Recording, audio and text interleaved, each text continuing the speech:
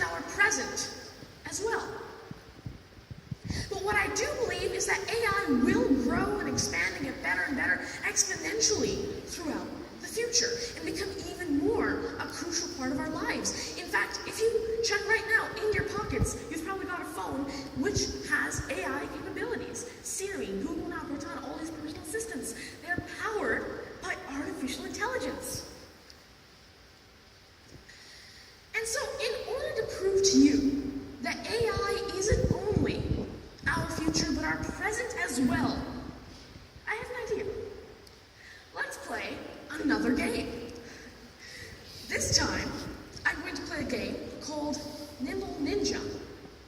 And now, without any further ado, let me show you a demo of the Nimble Ninja game itself.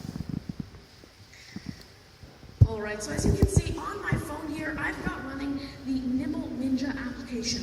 I'm actually going to start playing the game, and I'm going to let you take a look at the game mechanics.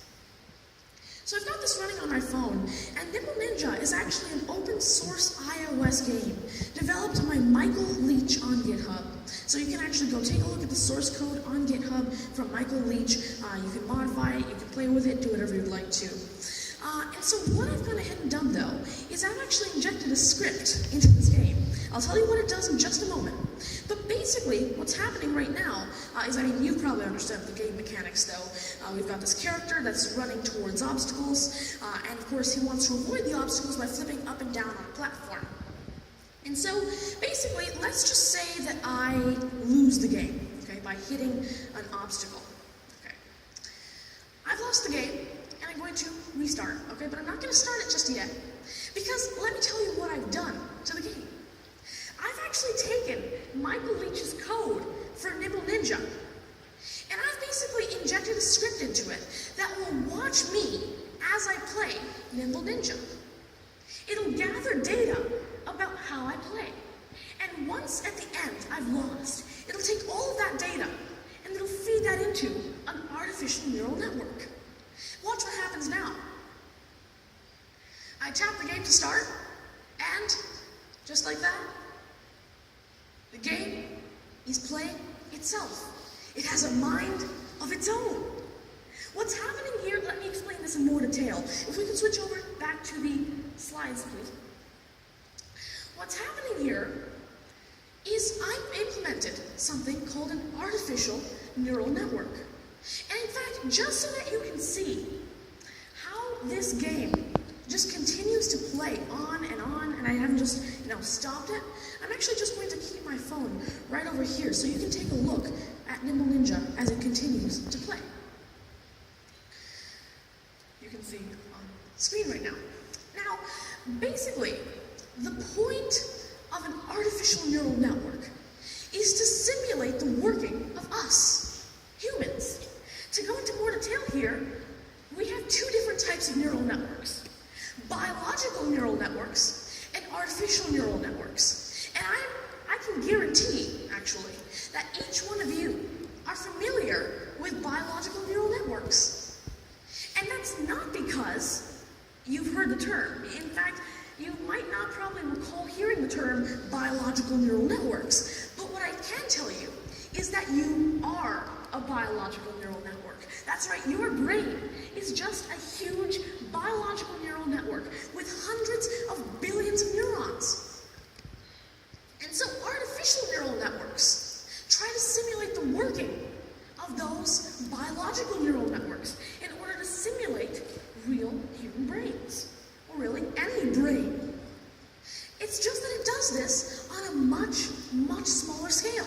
While we may have hundreds of billions of neurons, the best artificial neural networks may only have hundreds of thousands of neurons. In fact, a good analogy to put to this, to understand this better, could be that an artificial neural network could be a system like IBM Watson, and a biological neural network could be a system like your human brain, like your brain, my brain. It's allowing me to speak to you right now. It's allowing you to understand me. It's allowing me to walk on the stage. It's allowing me to do everything that I'm doing right now. And in fact, that reminds me, I haven't told you yet about IBM Watson. Even though I'm sure that most of you are already probably familiar with it, let me give you a quick refresher. So Watson used to be an intelligent computer that not only played, but also won Jeopardy in 2011. Not only did it win, but it won against the two best human competitors in the game show, Ken Jennings and Brad Rutter. And if you're familiar with the Jeopardy game show, which who's familiar with Jeopardy? Yeah, quite a few. That's good, that's good. And so, if you're familiar with Jeopardy, you know how big an achievement this is. Because this is an example of a Jeopardy question. This trusted friend was the first non-dairy powdered creamer. Does anybody know the answer to this question? No. Okay, Coffee Mate is correct. Okay, but you see, you're a human. Okay, and you understand that mate means trusted friend, and Coffee Mate is a non-dairy powdered creamer, so probably Coffee Mate would be the answer. The best part about this is that Watson was able to give the answer, Coffee Mate, because it understood the correlation between mate and trusted friend and first non-dairy powdered creamer and Coffee Mate. And so what IBM went ahead and did is they took Watson with its cognitive capabilities and they converted it into a set of tools that developers can use to leverage and incorporate intelligent algorithms in their applications in a very simple way. So that developers can create applications that include cognitive systems like Watson that understand, reason, and learn. In fact, because Watson is so powerful, I've actually created quite a few projects with the system. And now I'd like to highlight just a few of those projects. And it actually all began in November of 2015 with Ask Tanmay, which is an NLQA, or Natural Language Question Answering System. Ask Tanmay's entire purpose is to answer your person, organization, and location questions. In fact, Ask Tanmay has been built off of IBM Watson's Natural Language Classifier and Natural Language Understanding services. Not only has it been built off of IBM Watson, it is in fact the world's first web-based NLQA system to be powered by IBM Watson. After Ask Tanmay, though, I worked on a lot of different projects. But the main one that I think you'd really be interested in is called Tandro, which stands for Tanmay's drone. Let me explain. The point of Tandro is to be able to co-pilot a drone using a chatbot, which is in turn powered by Watson Conversation. The way this works is you've got, let's say, a sentence, move the drone up at a speed of 5. That command is sent to a Raspberry Pi via the IBM IoT platform. Once Watson has done its NLP, or natural language processing, on it and understands what that sentence means, that is sent to a Raspberry Pi via the IBM IoT platform. The Raspberry Pi then converts that to a drone command, sends it to the drone, and the drone executes the command. Now, the really interesting part here, though, is not only can you send commands to the drone can send you information about itself. This means that there's a data stream going from the drone to the Raspberry Pi, and the Raspberry Pi is transmitting that through the IBM IoT platform over to the chatbot. And the chatbot is then able to parse that data stream and give you on-demand information, such as the temperature, gyroscope, altimeter, accelerometer, and even battery data of the drone. And that's why Tandro is so powerful. And again, after Tandro, I worked on a lot of different Watson projects for a lot of different use cases. But again, one that I think you'd be really interested in is going to combine two extremely powerful channels. And of course, what other channels could these be but education and cognitive computing? And so this application that I'm about to show you is called the Math Mentor. And it's helping to disrupt the way students learn. The Math Mentor is a cognitive, domain-targeted, conceptual question-answering system. In this case, targeted towards math. and it's powered by IBM Watson. Not only is it powered by IBM Watson, though, it's actually powered by the IBM Watson Retrieve and Rank service, the very first Watson service I had ever used. And instead of just telling you about the Math Mentor and what it does, I'd like to show you a demo of the Math Mentor itself. So if we can switch over to the Mac, great. As you can see in front of me, I've got the Math Mentor running.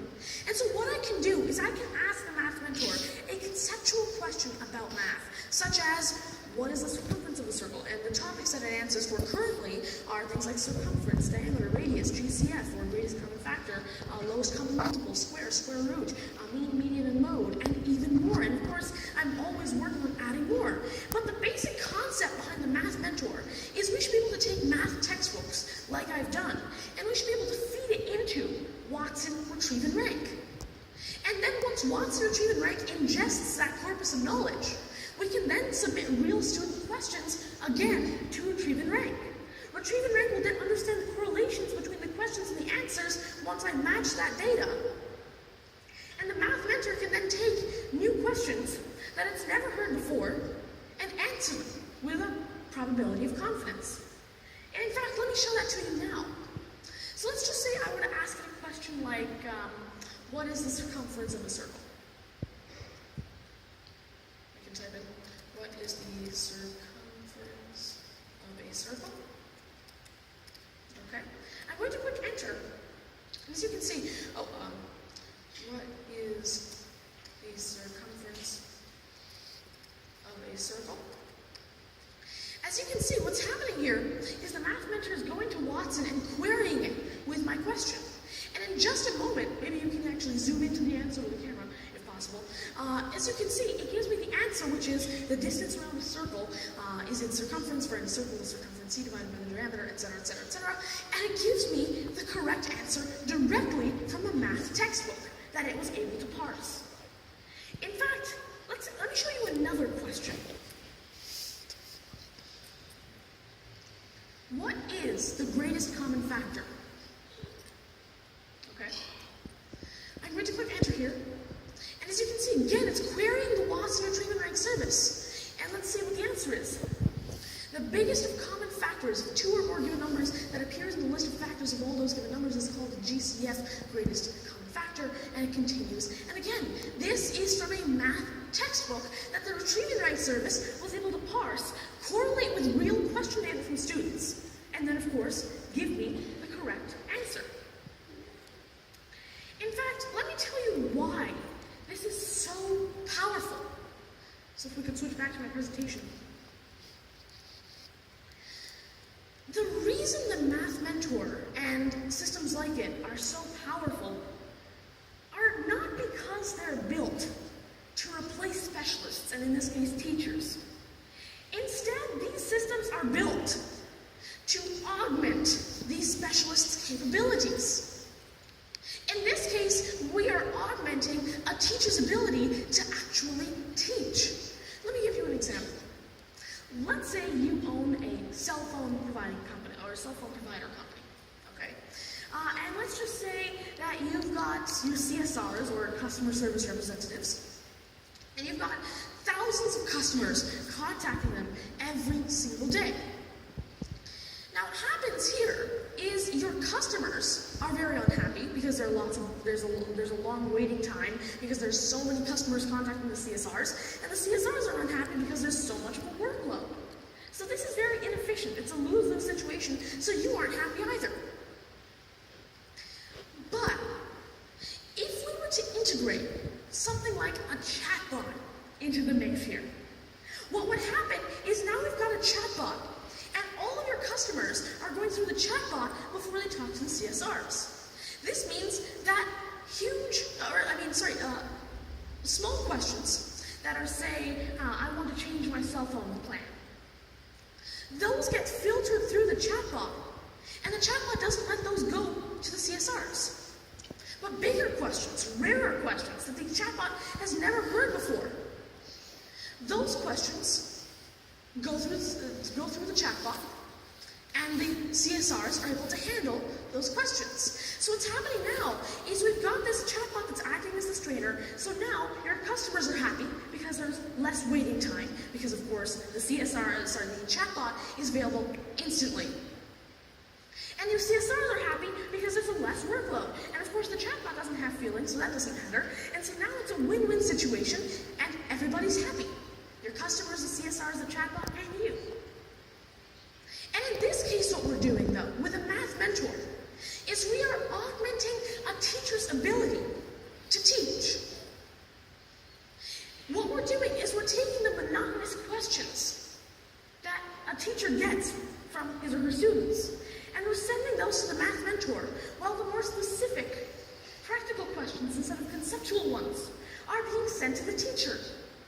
And this means that the teacher can spend more time with each student, helping them with practical questions that actually have practical answers or specific answers, and the students can be taught in a much better way with more time to spare. But then still, people ask me, why? Why did I create the NLQA system as Tanmay? Why did I create the Cognitive IoT project Tandro?